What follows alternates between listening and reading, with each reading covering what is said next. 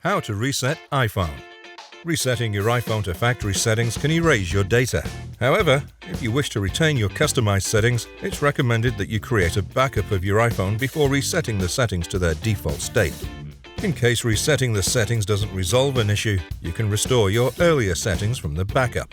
Here are the steps to reset your iPhone. Step 1. Open Settings and go to General. Step 2. Click on Transfer or Reset and then press Reset. Step 3. Now you have to choose an option according to your own need. The options are: Option 1. Reset all settings.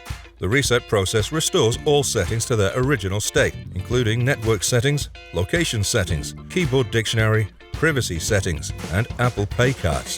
However, this action doesn't result in any loss of data or media. Option 2. Reset network settings. During the process, all network settings are erased and the assigned device name is reset to iPhone. Furthermore, manually authorized certificates, for example websites, are converted to untrusted status. Option 3. Reset keyboard dictionary.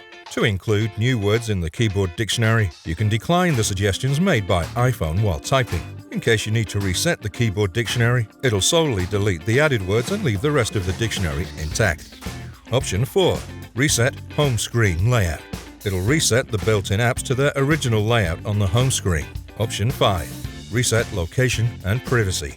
It resets the location services and privacy settings to their defaults. Thank you for watching this video. We hoped it helped you.